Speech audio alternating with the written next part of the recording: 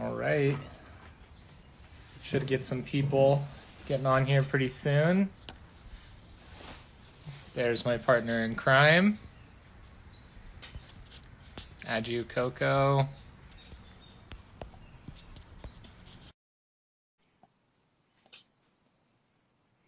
All right, we're getting some good viewership here early. Hi, Coco. Hello. All All right. right. So we're going to give people a minute here to get signed in and viewing here. While we do that, maybe we can talk about what's been going on in the vineyard lately. I think I'm getting blown up. Jeff's texting me like crazy. Classic Jeff. Yeah, nice. So Colette's situated up in the Briarwood Cottage where we host all of our Chef Series dinners, many of you are aware of. And then I'm situated down in the tractor shed at the bottom of the property. So this is social distancing to an extreme, really. We're probably a good quarter mile from each other. And we got face masks today, so even better. Very true. Yep, we're trying to keep it real here. So, hold up. Now Cassie's calling me. So yeah, in the vineyard where I'm situated right now, this way over here, Santa Rita Creek is roaring because we had 2 inches of rain in 16 hours on Sunday, which filled up our pond really, really full. And then we got another half an inch between Tuesday and today. So I just looked down the hill there and there's a lot of water moving down the hill. So, and then you can see the estate behind us. We got cover crop in full force. That's the little white speckles that you can see between the rows. And as of 2 days ago, we had bud break happen too in some of our Grenache vines. Even saw it out in the Petit Verdot and some of our Syrah as well. So pretty cool stuff going on. It's really chilly. I'm actually jealous, Coco, you're inside. And I was about to go on the patio, but decided that wasn't a good call. So Well, cool. came in the Those warm. of you who know our tractor shed well, I've got the heaters going and I've got a nice Patagonia on. So I'm pretty toasty right now. And you know what? This will probably help. Oh yeah, start it off. There we go.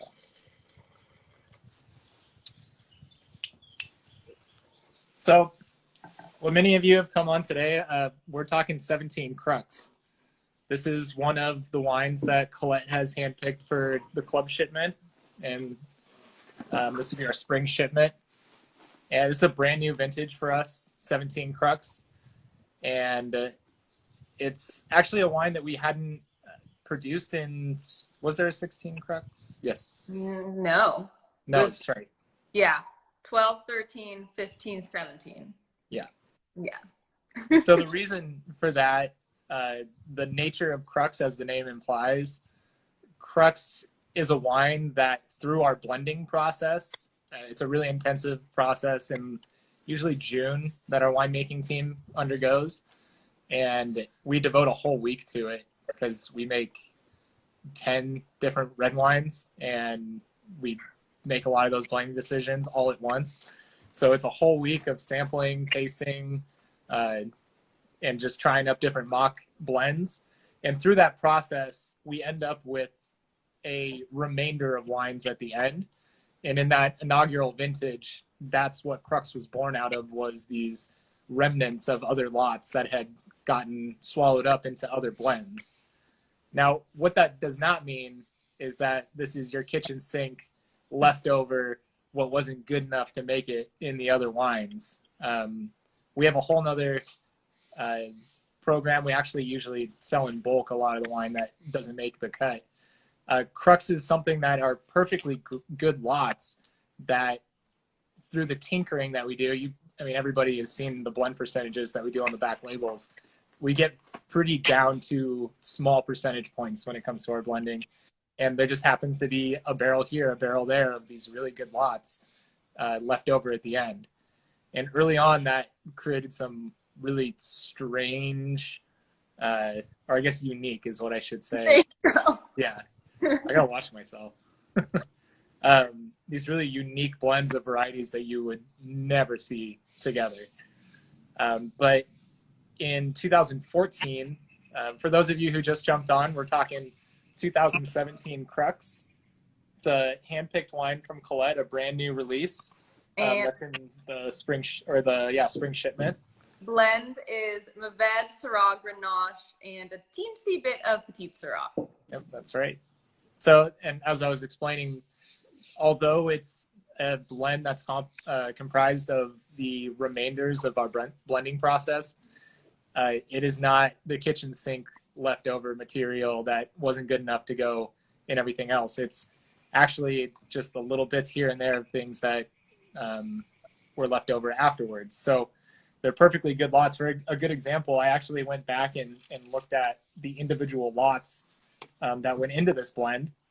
And one was a co-fermentation of Grenache and Petit Syrah. And actually from the block that you can see right there, that's where the Grenache came from. And then the Petit Syrah is just over that hill back towards the road.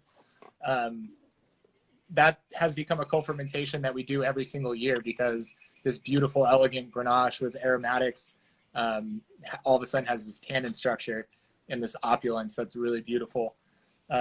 We actually used our 470 clone Syrah in the blend as well, which for those of you who really know our wines, that is the basis of the reckoning.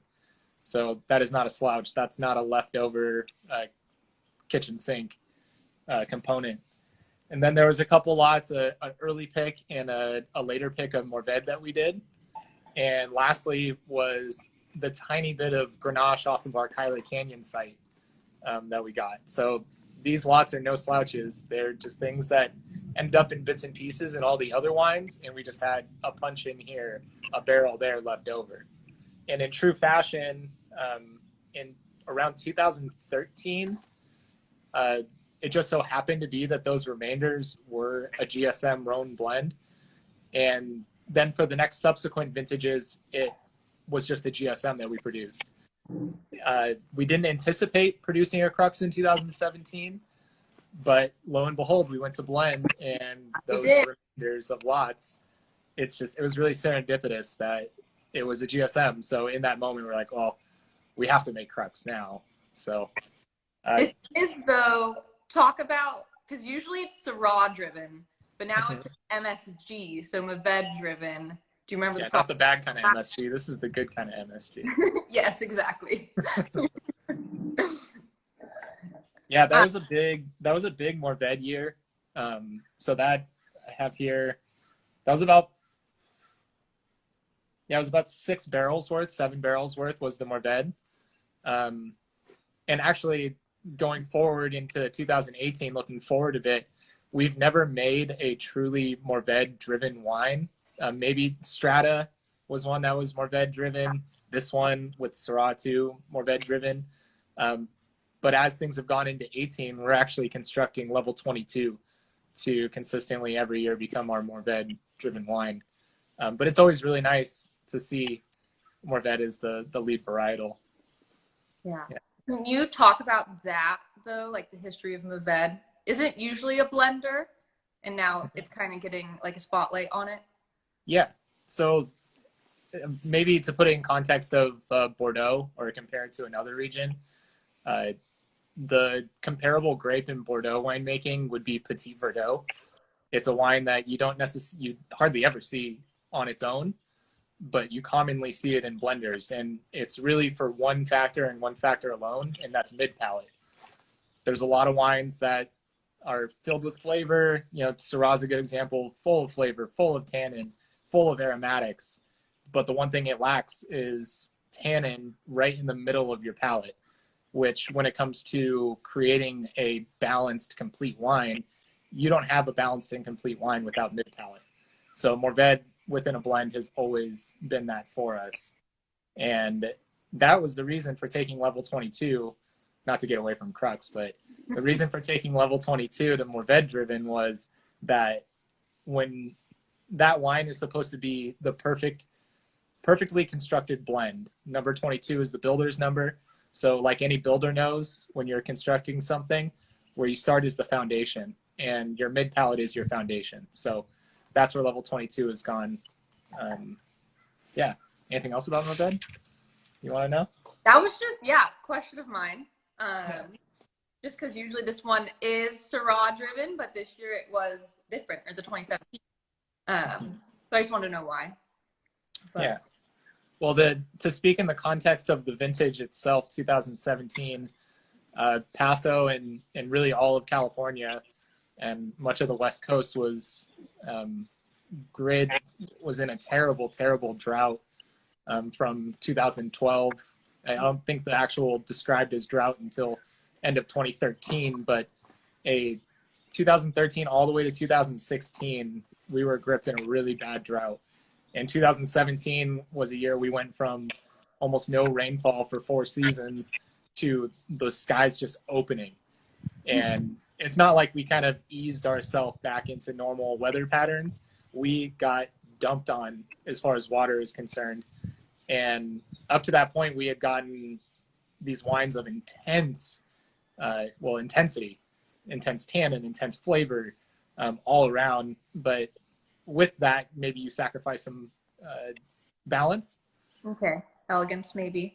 Yeah, exactly. So in 2017, the vines finally got a sip of water. A lot of the salts that were in the soil from the drought were leached out of the field, and the vines were happy. They put out a significantly larger crop than the years prior. And what that came through was a much more fresh product. Maybe not as intense as some of the prior vintages, but this one right here just exudes balance and freshness to me. Yeah, this one, like no other, I think is the most elegant and just like silky. That's how I describe it, which I absolutely love. And I think that's kind of, we did pull some recipes for everyone on Facebook and Instagram as well. And I think this like silky characteristic kind of inspired us to choose the recipes that we did. And those will be posted on the stories afterwards. But Drew, do you want to kind of talk about the recipes really quick? Yeah. Well, I'm going to talk about the kind of the characteristics, because eventually, especially for you collective members, this wine will be on your doorstep, or already is. Yeah. So hopefully those of you who have it, you can pop it open and hear what we're talking about right now. If not, Coco is here not only to be an awesome collaborator in this meeting, but if somebody wanted to order, I wouldn't know what to do at all. So I would be helpless. Yeah. So Coco's your girl. So 2017 Crux, tasting through it, generally the nose is a dry, sweet, sweet in the fruit, dry in its herbalness. It's got this perfumey back note to it. It's really not your punch you in the face kind of aromatics. It's really elegant and really shy at first, but opens up into this, really can't describe it any other way than a bouquet from there. The palate is quick to flavor, long to texture. So what that means is when you taste the wine, you're going to get a lot of acidity up front and not a lot of tannin, but as you hold it on your tongue, it's just going to envelope over and over with this cascading tannin approach. So that's what I mean by long to texture. It takes a minute to get there, but then it's this long, drawn out, silky texture. Flavorful once you get there. But really the defining characteristic of the palate is the acidity. Really present. We made sure in those, with the abundance of crop, to really manage our crop loads, although it was higher than typical. We managed those crop loads so that we could take advantage of the freshness of the grapes in the vintage, and picked a little bit earlier when those acidities were really, really present. And I think it really sings through on this wine. So as Coco mentioned, the pairing, we actually have 2 different recipes to go along with this, and they're going to be posted on the Instagram later. But the first one is a milk braised pork. We talk through the ingredients here to give you a sense. So you've got your skinless, boneless pork shoulder. You've got kosher salt, extra virgin olive oil, garlic. Of course, I mean, it's not cooking if you don't have garlic, right, Coco? Garlic breath all the way. Yeah. Coco is one of the best cooks I know, by the way. So Ooh, she's the one that found these recipes, and I trust her implicitly. 6 cups of whole milk. That is a lot of Sage. milk. Sorry? That is a lot of milk. Sorry. It is a lot of milk. But I'm going to get to why that's so important. We've got sage, rosemary, sprigs, thyme, or bay leaves. We've got crushed red pepper flakes. And going back to the sage and the herbs that we talked about, you can sub out dried herbs if you don't have fresh herbs. Yes. And red pepper flakes, lemon peel, parsley, and ground black pepper. So the reason that this recipe right here was so perfect for this wine is that acidity that we talked about, and the fact that it's not like you're gobbing fruit kind of wine. It's just not like that crazy Zen jammy wine. It's much more elegant than that. So that's the reason for the herbs and the spices and the dried herbs, the sage, the rosemary, the thyme. Those are going to create a bridge between the wine and your dish and help them really work in concert together. And then the other thing that's almost the opposite effect is that because it's so acidic or so acid driven, you've got this milky texture, this thick texture that acid just cuts right through. And that's what allows the wine to get into the pork and really just explode with flavor. One of my favorite things, one of our favorite things at Onyx is doing pairings with wine for this. I mean, forgive me if I sound crazy nerdy about this, but I just love it. It's awesome. And then the second recipe we wanted to include a vegan option for sure. We always do this at our dinners as well. We always make sure to include a vegan option for those who don't eat meat or are vegan or vegetarian. This is a pantry pasta with vegan cream sauce.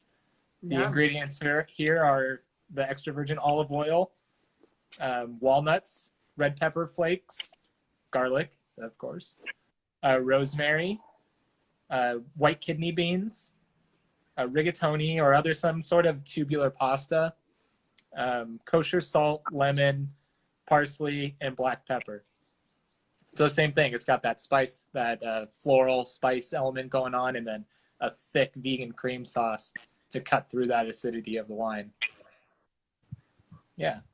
And I think the nice thing about these recipes is they look super like gourmet, beautiful, but you're just kind of pulling stuff out that you have in the pantry. And when you read through them, they're really not like too difficult to make. So you can make a nice dinner with what you have on hand relatively quickly. But yeah, and I remember Drew, he kind of gave the inspiration for these recipes. He kind of pointed us in the direction he thought they would pair with. And with the Crux, he said something with a cream-based sauce. So that is kind of the inspiration for these recipes. And they are from Bon Appetit. And I personally love them, but you can find them online, but we'll post them at the end of the video as well. Yeah. Nice. As we said, we absolutely love wine pairings.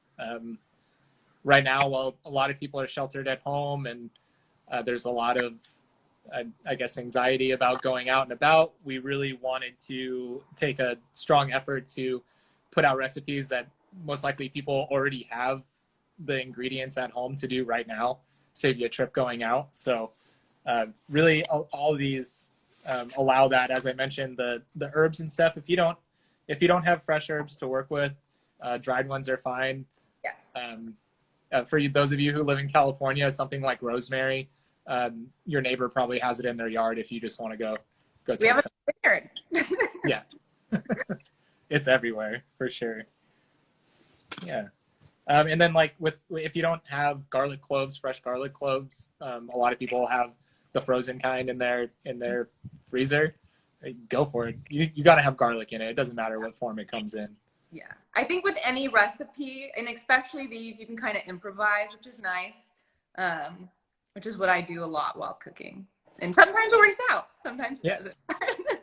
It never goes as planned, right? Exactly. You get started and you're like, or you're like, ooh, I just got a really good idea. And you don't even really think about it. You just throw it in. Yeah. Yeah. That's a whole other thing. But we find the same work. Yeah, exactly. So, Crux, some other just specific notes on it. It was about 43% new oak, which on face value seems a little bit high. But especially with this being a really heavy dose of Mourvedre and Grenache in it, that alone is over 60% of the blend. Those varieties, we got Pedro coming up behind us. Do a wave. Um, those two varieties, we exclusively elevage age in 500-liter puncheons. So the new oak from those, that's over twice the volume of a barrique, as we call it, your standard barrel that you see in a winery. So the influence of oak is less than half of what a barrique would be. So when you see 43%, that's, I'd say the actual new oak profile is in the 20%. Yeah.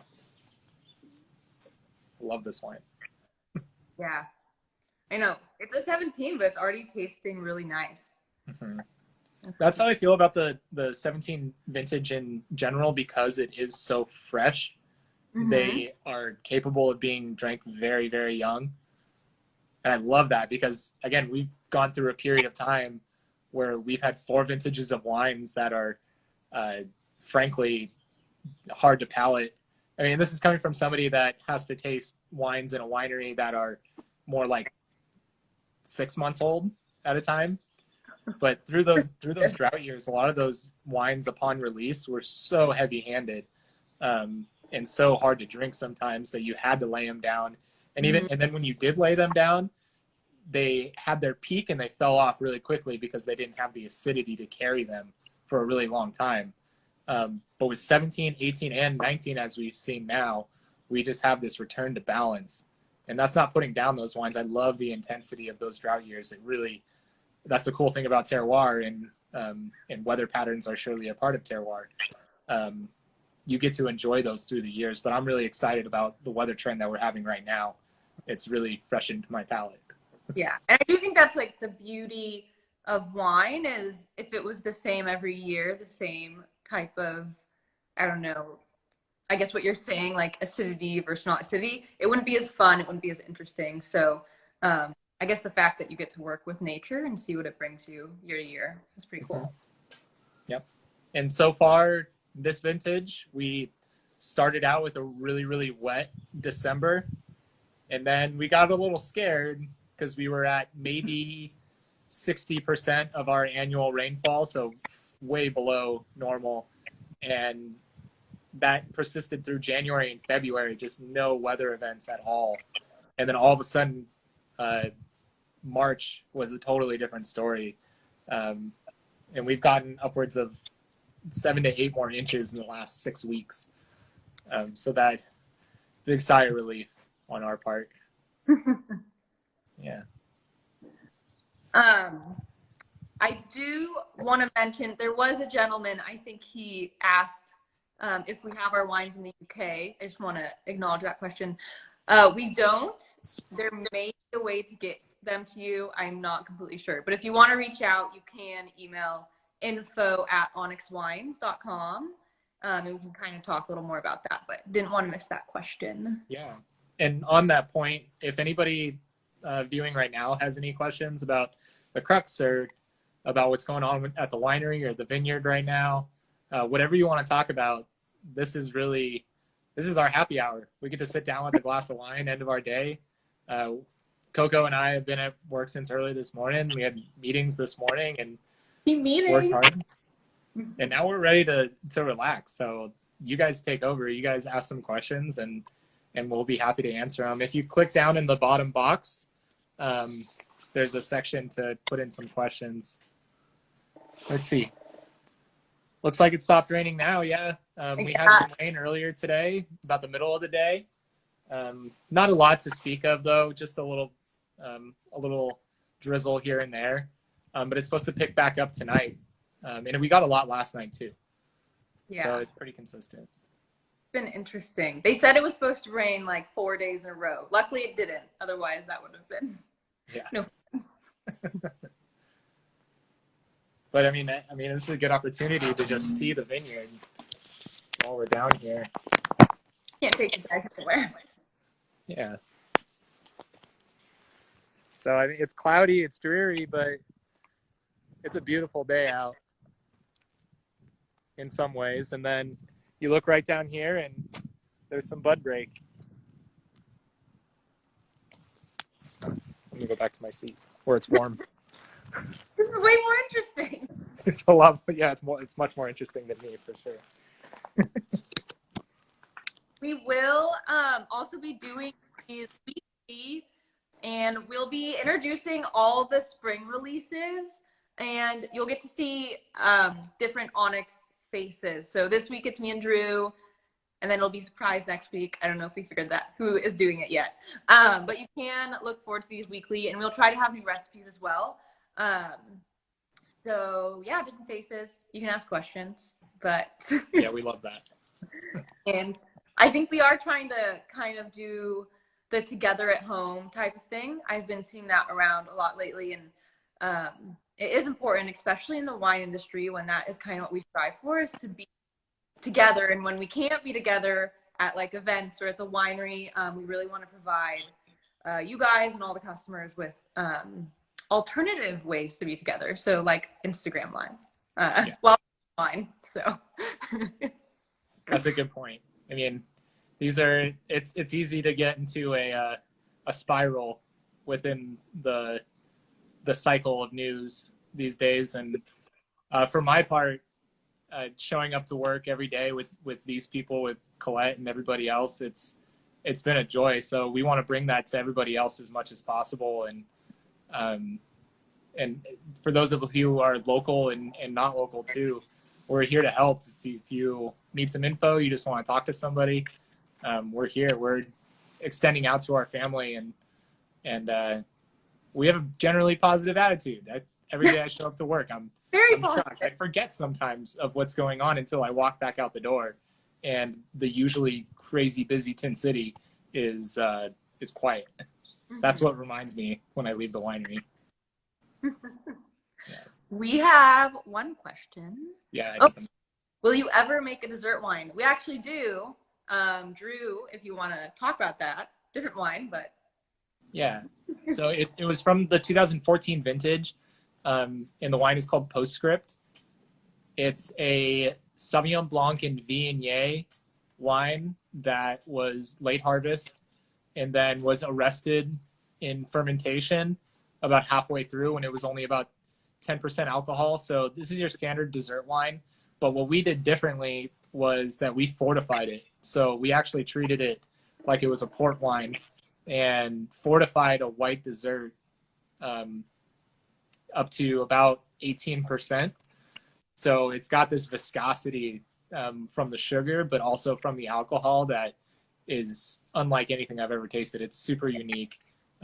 It's really great with desserts, more so than, I feel like the crazy sweetness of some dessert wines, and then a sweet dessert almost like compete with each other. Yeah. But there's something about I guess no other way to describe it than the burn of Postscript. When you put it with something cold like ice cream, it's awesome. Yeah. And you came up with the name for that, didn't you? Or am I making that up? It was the first wine that I ever came up with the name for. Yeah. Yes. Thank you, Coco. Yeah, that's a good accomplishment. I saw another question here. Somebody asking if we've ever sourced cab from the San Antonio Valley AVA Lockwood, or do we produce all of our own grapes? We produce all of our own grapes. We buy from just a couple renowned vineyards on the Central Coast, one being Biennacido down in Santa Maria Valley for a wine called Noble Intrigue. And otherwise, we jump around for a wine called Aviatrix that we do, where we go to other AVAs than our own and trial out grapes that area is famous for making. So we'll look into the San Antonio Valley. That could be a Aviatrix candidate. When But when you say, I don't know if you're still on right now, but when you say Lockwood, is that Lockwood, California, up north? Because if so, I am up there all the time. So I know my wife is from Jackson in Amador County. I love Lockwood Meats up there. That is the best place ever. We've all tried that at Onyx. You know? So, yeah. Well, and for the Crux, but also all the other wines, including Postscript that we mentioned, you can purchase them online, and they are on our shop page. Or if you want to call the winery, we will gladly talk to you. I know everyone is sheltering at home. Maybe you're not talking to a ton of people right now, so we can chat with you on the phone about what you might want to buy and enjoy. Yeah, and keep a lookout. Our meetings, I swear, have like tripled in length in some ways, because we always have roundtable discussions about what to do in this time and how to interact with people, and the ideas have just been flowing. And there's some cool things coming up, like virtual tastings, which a lot of people are doing, but you're gonna want to see how we're doing it, because it's different. But good, but great. Oh yeah, different in a great way. So yeah, Crux. Yeah, I think the great thing, and the thing that really to spur you on to make sure that you get some of this, is we don't know when we're making it. I can tell you right now that we already went through and did the blendings of the 18s, and the way that the 18s worked out, there were no leftovers, there were no remainders within our blending process. So there is no Crux in 2018. So who knows when we'll see this wine again. We do have, I think, one library vintage of it left. So if you're interested in library wines, we do have one available. And I think it's 2013. It has Alicante Boucher in it. And that one's really cool. That one's probably one of my favorites. So we have a few different vintages of Crux. We did the horizontal tasting at the horizontal dinner at Odium last year, and it was a horizontal of the 2013 vintage. And man, that 13 Crux was singing. That was killer. Yeah. Yeah. I was drinking a few of those wines today, but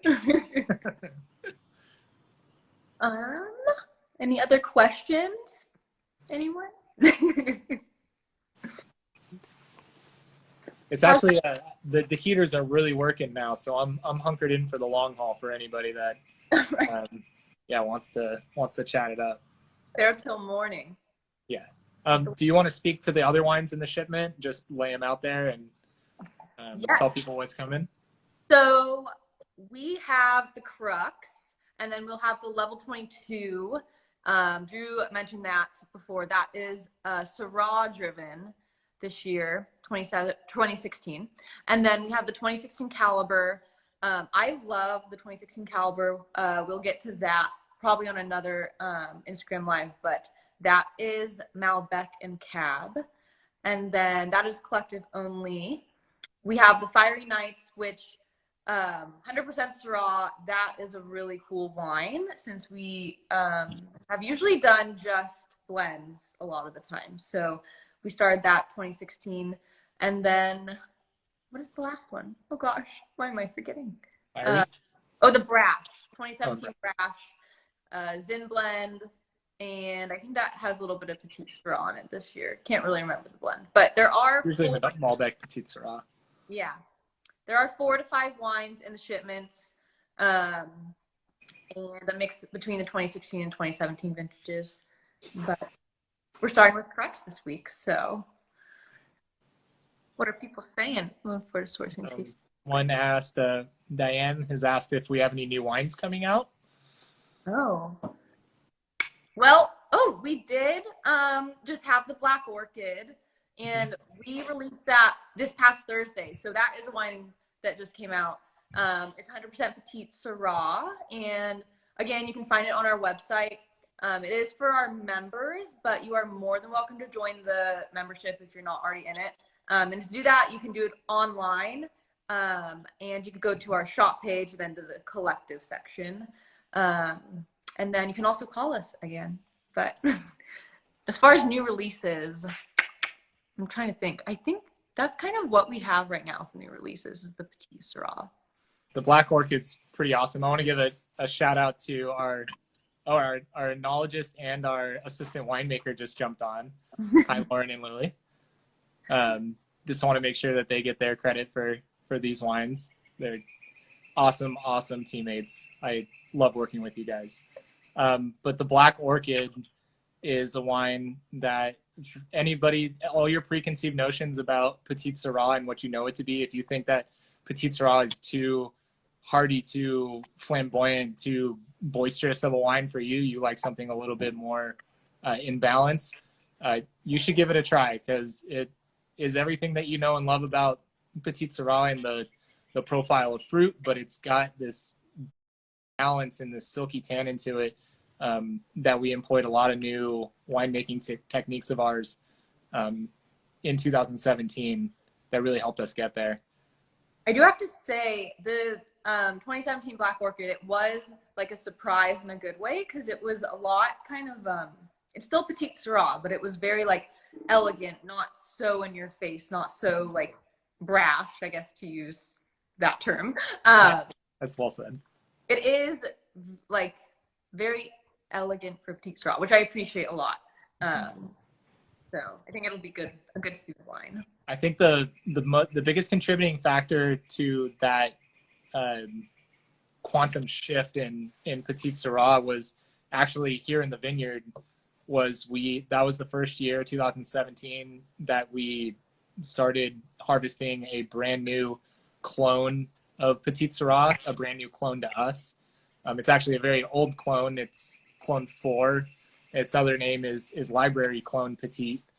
Up in St. Helena, in downtown St. Helena, right next to the library, is this crazy old vineyard, and it's interplanted with a bunch of different varieties all next to each other. And they discovered this new clone within that vineyard, something that was, these are vines that are over 100 years old. They found this brand new, and when you typically see Petite Syrah spelt like Syrah, instead of S-I-R-A-H, you see S-Y-R-A-H. That usually means that the producer is using this clone 4 library clone Petite, because it is so vastly different than other clones of Petite Syrah. It's high in acid. You can pick it early when it's a low brick, so in part make a 14% alcohol fresh wine out of it. And that was really the huge turning point in blending that with our other clone of Petite Syrah, clone 3. It just really brought everything back into more balance without sacrificing any of the Petite Syrah qualities that we know and love. Yeah. Well, not to get too far, when will we be doing the video for Petite Syrah, or the Black Orchid? I'm getting ahead of myself, aren't I know you are. I just love talking about it. We'll be doing a video or a live Instagram, I think on May 7th for the Black Orchid. So if you want to order that now, then you'll have it in time. And I think that'll be Drew again. Who knows? Maybe Jeff, Lily, Lauren, Ryan. We're just shooting from the hip here. Yes, I am. That's what Instagram Live is for. Oh, we all are. Yeah. But I mean, what a cool thing that amid all this going on right now, I'm constantly reminded of this is going to sound really lame, so please forgive me, but I get wrapped up in it sometimes, but just the human spirit, like yes. People getting creative and finding light in dark times and turning things into positive. And a lot of these things we're going to carry on into when this is over too, because they're good things. They connect us, they bring us together. For my part, something like this, and I know Coco and I both talked about it, something like this Instagram Live terrifies me. I spent all day kind of like hyperventilating about it. I needed a brown paper bag all day to breathe into. But now we do it, and it feels so great to be connected with people and have an opportunity to sit down and talk about wine, and rather than something overwhelming. Yeah. In a new way too, because we've never done this before. So I think something that came out of it was maybe a bad situation was like a new thing we can carry on to the future, which we would have never maybe done before, is my thought. But absolutely. So yeah. I haven't seen any questions come in a while. So I want to say that we appreciate all of you fans and contributors of Onyx. I really press all of you to do what you can to shed a positive light to whoever you come in contact with in this time.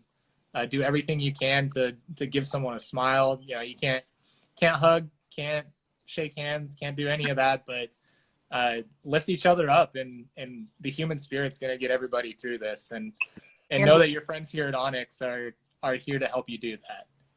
Yes. I don't know if they're going to be every Wednesday, but we'll be here on the live every week. We'll be here. And this was Crux again, if everyone. And Coco's at the winery answering the phone most days, and when she picks up the phone and talks to people, I know it brightens their day. So give us a call. Ask for Coco, ask for Kevin, ask for Chris, ask for Sarah. Or Drew. Yeah, if I'm there, I'll talk on the phone. So yeah, again, thank you all for joining us, and I'm sorry to those of you who have just jumped on right now and we're at the tail end of it. But Crux. Yes, Crux. Yes, Crux. Recipes to follow. Give us feedback on what you think of those recipes if you try them with the Crux. We'd love to know. Yeah, take a photo of it, post it on your Instagram, tag Onyx in it, and enjoy some Crux with it. Awesome. Cool. Thank you, everybody. We'll see you next week. Cheers. Cheers.